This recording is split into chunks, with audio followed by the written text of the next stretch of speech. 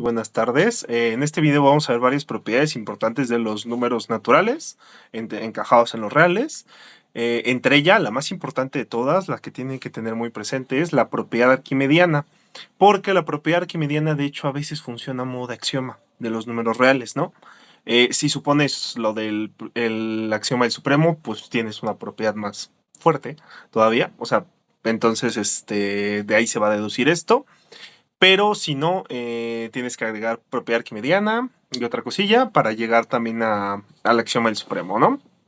Entonces, bueno, lo primero que vamos a mostrar para los naturales es que los naturales no están acotados superiormente. Y ahora, ante la pregunta, oye, pues que no es muy inmediato, o sea, no es, pues te tomas cualquier natural, le sumas uno y ya tienes que entonces, no puede ser acotado superiormente. Por eso es fundamental la distinción que les dije hace un par de videos. Los naturales inmediatamente no van a estar acotados superiormente por ningún natural. ¿Pero qué nos dice que no están acotados por algún real que no sea natural? Esta pregunta, de hecho, pues es muy interesante porque hay algo que se llama los números hiperreales, que son aquellos con los que se da una construcción del cálculo, que esa construcción ahorita no se metan en la bronca de intentar entenderla. Estudienla ya cuando se metan en temas de lógica matemática y tal, pues interesantísima, pero empiezas a tener cosas muy raras, ¿no? Porque tienes a los números infinitesimales, ¿no? Los que luego definen el cálculo infinitesimal, ¿no? Pero pues esos números se comportan de forma muy rara, ¿no? Entonces ahí vas a tener que hay cotas para los naturales, que obviamente no son naturales, pero son cotas, ¿vale? Entonces, bueno, de acuerdo a lo que estamos haciendo en este contexto, tenemos el teorema, los naturales no están acotados superiormente, y su prueba es por contradicción, ¿no? Supongamos que los naturales son acotados superiormente. Entonces, bueno, tenemos que los naturales son acotados superiormente y aparte son no vacíos, ¿no? Pues el cero pertenece ahí. Entonces, ¿qué tenemos? Tenemos que por el axioma del supremo deben de tener un supremo, ¿no? Sea ese el supremo de dicho conjunto, del conjunto de los nuevos naturales, ¿no? Esto que voy a hacer aquí, de hecho, después lo vamos a formalizar en qué pasa en general, como otra forma de definir al supremo, pero aquí pues nada más lo vamos a utilizar. Tenemos que S menos 1 es menor estricto que S. Entonces S menos 1 no va a poder ser una cota superior de los naturales.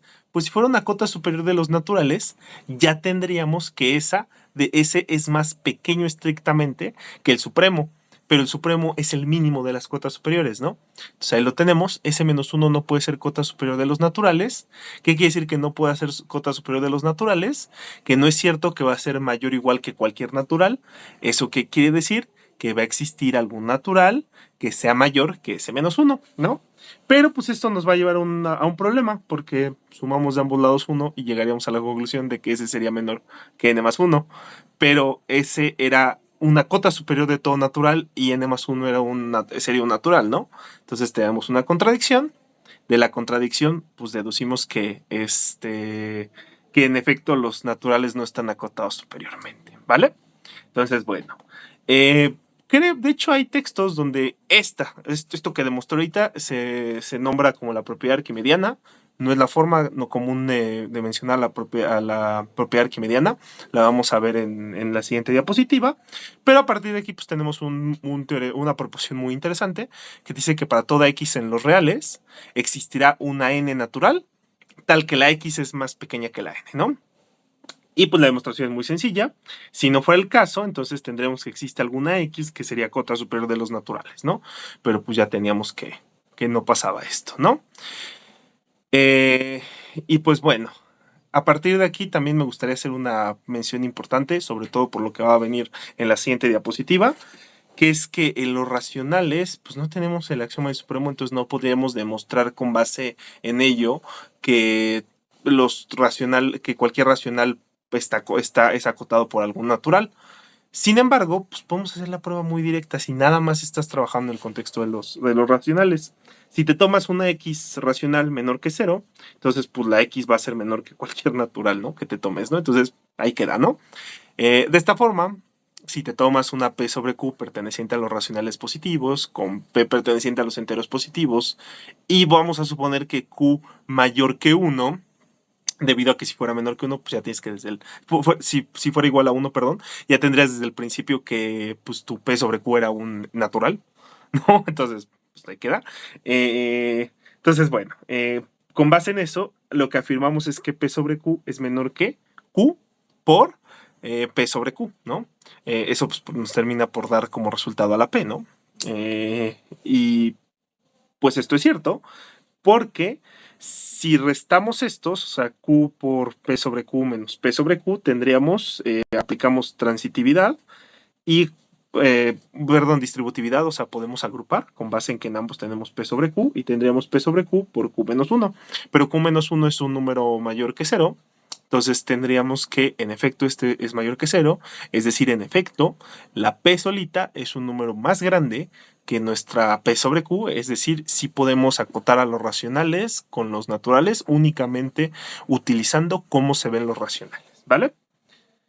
Y pues bueno, corolario, y este es muy importante para saber que no hay distinción alguna entre el que sea un conjunto acotado por un real o acotado por un natural. Tenemos que para A subconjunto de los reales, A es acotado superiormente si solamente si A es acotado superiormente por algún natural, ¿no? Es decir, que existe una R tal que A es menor o igual que R para toda A en A, si solamente si existe una R natural, tal que A es menor o igual que R para toda A en A, ¿no? Y la demostración es muy sencilla y está sustentada en lo que hicimos previamente. El regreso es muy inmediato, ¿no? Si existe alguna R natural tal que acota, pues bueno, entonces esa R acota y pues ya lo tenemos, ¿no? Lo importante era la otra parte. Lo importante era que si teníamos una R, ¿qué podemos hacer? Podemos tomarnos un natural más grande que ella y entonces obtenemos que nuestro conjunto está acotado por un natural, ¿no? Y también, pues a partir de aquí vamos a tener como consecuencia que A va a ser acotado inferiormente, si solamente si A es acotado inferiormente por un número entero, ¿no? Y todo esto pues está sustentado en que todo entero pues se ve como un natural o se ve como menos un entero, ¿no? Menos un natural, ¿no? Entonces tenemos esos corolarios importantes.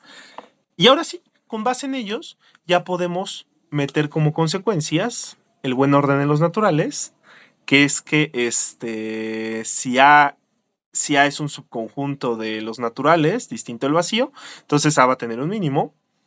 De hecho, para demostrarlo no necesitamos lo que acabamos de hacer, pero sí para lo que tenemos de abajo, ¿no? Que es el principio del buen orden para los enteros. Esto es importante. Si tenemos A distinto del vacío y contenido en los enteros, que es acotado inferiormente, entonces va a ser acotado inferiormente por un entero, entonces va a tener un mínimo. ¿Vale? Por eso es importante mencionarlo. Y pues también, si tenemos A distinto del vacío, subconjunto de los enteros acotado superiormente, entonces va a ser acotado superiormente por un natural, entonces va a tener un máximo. ¿Vale?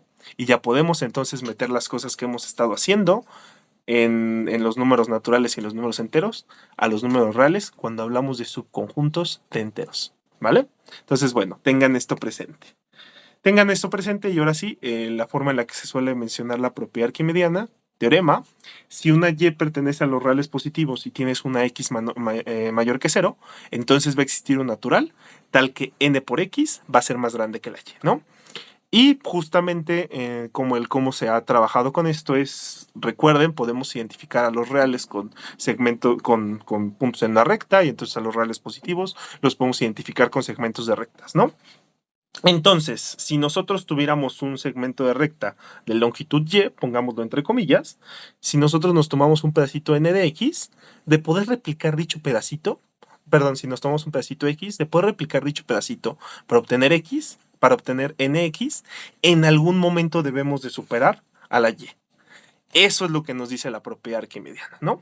Entonces, bueno, recuerden, pues esto nada más es como una representación visual de lo que está pasando, no es una demostración. Vamos ahora sí con la demostración. Demostración, si tuviéramos que y es menor o igual que 0, pues con tomarnos n igual a 1 basta, ¿no? Ya no tendríamos ningún tipo de inconveniente con ello.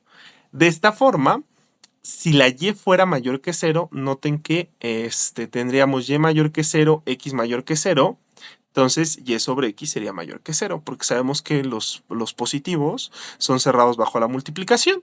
Y por lo que hicimos previamente, tendríamos que y sobre x va a tener que ser menor que n para alguna n en los naturales.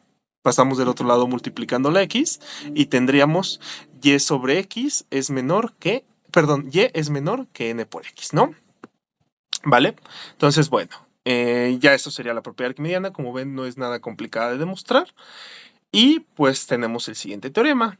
Para toda epsilon mayor que 0, existe una n natural positivo, tal que 1 sobre n es menor que epsilon, ¿vale? La demostración sea n un entero positivo, tal que 1 sobre epsilon sea menor que n. Y entonces, pues, pasamos del otro lado dividiendo la n y pasamos del otro lado multiplicando la epsilon y tendríamos que, por lo tanto, 1 sobre n va a ser menor que epsilon, ¿vale? Esta propiedad la vamos a utilizar más adelante y más adelante se va a poder decir en lenguaje formal que el límite cuando n tiende a infinito de 1 sobre n es igual a 0. ¿Vale? Les voy adelantando. Ahorita pues no se preocupen tanto, todavía no definimos nada de eso del límite ni nada por el estilo, pero eso nos quiere decir esto. ¿Vale? Entonces, bueno, sería todo por este video. Los veo.